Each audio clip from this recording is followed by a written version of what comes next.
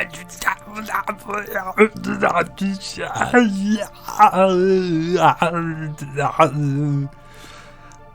my god, I gotta talk about it. Hello everyone, it's Gelbo, and I just finished watching the first 2 episodes of Kenobi, and I just... I'm sorry, I need to talk about this. I'm about to ramble about the first 2 episodes of Obi-Wan Kenobi, and... Kenobi! Oh, Jesus. I am very happy with the way this is turning out to be. This is gonna be completely unscripted, my raw reactions and thoughts about all of this. First up, we're gonna have a section without any spoilers.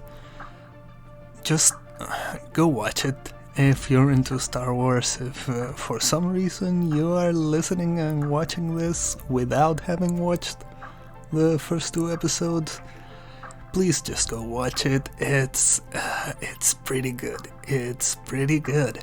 I admit I had my reservations, my little doubts, when I learned that there was supposedly no involvement by Dave Filoni. I was kinda nervous. I've been a strong supporter that most of the recent Star Wars things that were of good quality were completely involved with Dave Filoni. So I was a little bit hesitant, but after watching this, it's clear to me that the future of this is gonna be pretty cool. I'm glad. It's interesting. First up, the CGI is great. The production value is great. Ewan McGregor is great. Honestly, the makeup, the practical effects are freaking amazing. They're just so cool. I am surprised by the Grand Inquisitor. A lot of people, including me, are bothered by the size of his head, but it's different, it's weird, because now, in comparison to the trailers, the makeup and the VFX on his face are actually done. He has his little weird teeth that the species he is have. They all have this like weird, crooked, pointy teeth, and the whole yellow eyes of hatred and the dark side are finally actually there. There's a little makeup on him, like the eyeshadow that it mostly has in Rebels, and it's looking pretty good. I really like the way he's being portrayed. His little accent and his mannerisms fit very much with what we see in Rebels, even if he is quite wider. Not just the head, but his entire body is a little bit way wider than... But that's just the style of Rebels. Everything was super thin in Rebels, including the lightsabers and the vehicles, and everything was super thin. It's clearly highly stylized. So it's pretty good. I've been pretty... it feels like, at least to me, watching him in motion, in real action, he's kinda redeemed. At least the look of it and what we've seen so far. The new characters are pretty interesting, are fun, and I really like where the series is going, actually. It's fun to see the state that Obi-Wan is in and everything around him. So I guess this is gonna be like the end of the spoiler-free section. So if you haven't watched the 2 episodes, just please go back and watch them, come back here maybe if you want. You want to listen to this idiot ramble about it. But, it's great. It's fucking great. I love every single little bit of action that we have is so cool. And everything is pretty cool. Maybe I'm just starved for Star Wars content lately, other than just comics and books, like on-screen Star Wars. But I just find it so cool. I really love the new Inquisitor. She is so hardcore. Reva, the third sister, is absolutely... it's an absolute a mad lad, a mad lass, I guess. She's cutting people's hands off and putting out hits behind the Grand Inquisitor's back and pursuing Obi-Wan through kidnapping Leia. Kid Leia is actually in this show. It was something I was not expecting at all, and it's a pretty good, finally. I was very worried about this, that Obi-Wan was gonna leave the planet without, leaving Luke alone without any, real reason behind it. It would have been pretty awful to his character to know that he would just leave the planet, but now we know it's because Leia was in danger. So yeah, obviously that's an actually pretty good reason for Obi-Wan to leave Tatooine, and I'm glad. Kid Leia is fun. You can very much see the traits of adult Leia developing and already present in Kid Leia. Also, there's some clear allusions to her Force sensitivity, with the way she can read people and whatever. She can just feel things. It's good. I like it. And of course, Owen. Owen is interesting. I like that he is just antagonizing Obi-Wan for everything.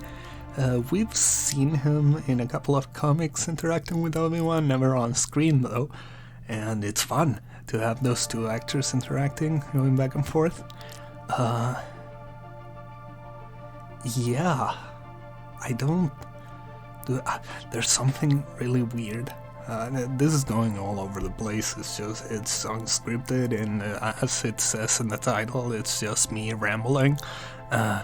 Reva knows Darth Vader is Anakin Skywalker. Huh. I have no idea how she would know that. Nobody is supposed to know that.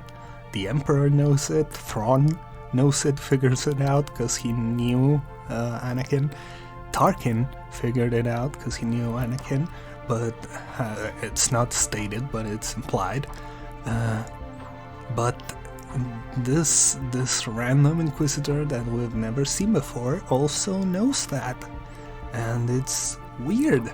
I really want to know more about her past. The Grand Inquisitor hints at her coming from the gutter or whatever. Maybe he's just that's his character. He's meant to be a complete snob and an asshole and looking down on everyone. But so maybe he refers to her as gutter thingies because she's just a common citizen and not like an actual Jedi or whatever. But maybe it's a little bit more literal, and she was maybe like a criminal or literally from a shady planet or whatever. I'm interested to see her past. I'm interested to see how the hell she knows Darth Vader is Anakin. It's so cool that, well, if you haven't watched Rebels, it might be very impactful to you, even if you only knew him for like 1 episode and a half, that Reva seems to straight up murder the Grand Inquisitor, which is so cool. I never saw that coming. Of course, we know that the Grand Inquisitor lives through this because Rebels. So I don't know why, how he comes back from being stabbed in the gut with a lightsaber, but who knows? Force healing or back to tanks or whatever. Or maybe I had this weird thing. Maybe he's got this big head because it's not the original Grand Inquisitor, it's a clone. Oh, that would be so weird, so out there. It's just a bonkers weird theory of mine. I am surprised. I loved to see Temuera Morrison as a veteran clone just begging for scraps in the new planet, Dayu? Yeah, something like that. It's cool, and the fact that Temuera Morrison is there may lend credence to the fact that he might return as another character, maybe, hopefully, crossing my fingers for Cody, Commander Cody, and maybe even more clones. Who knows? It's cool that, although I am a little bit hesitant since we don't see any purge troopers around, even though the Inquisitors are clearly hunting Jedi and even tracking down Obi-Wan. But maybe that's because Reva is kind of working on her own, and maybe the Grand Inquisitor doesn't carry around purge troopers because he's too big, too good to be bothered herding around this weird soldiers. And yeah, I hope Cody shows up, maybe as a purge trooper or something. But Temuera Morrison is there though as a clone in the show. So yeah, I'm excited. I'm really glad to see more of Bail Organa. I love that character, and it's fun. I'm also glad that we get to see Alderaan, and it looks like an amazing planet to live in, like an ideal planet, like very much like a sci-fi utopia, but full with it's full of green and vegetation and things everywhere, and everybody's smiling and whatever. It's fun. It's great that we can see Alderaan as a great place, so that later it feels even worse when it gets blown apart. So yeah, that's fun. What else? I have no idea what else to talk about. I think that's pretty much it. I think I'm done. Yeah, it was overall pretty great. I'm excited. We see the Grand Inquisitor kill the guy Reva hired to kidnap Leia by spinning his blade and someone pushing him into his spinning lightsaber. That's brutal. I wish we could have seen a little bit more of it.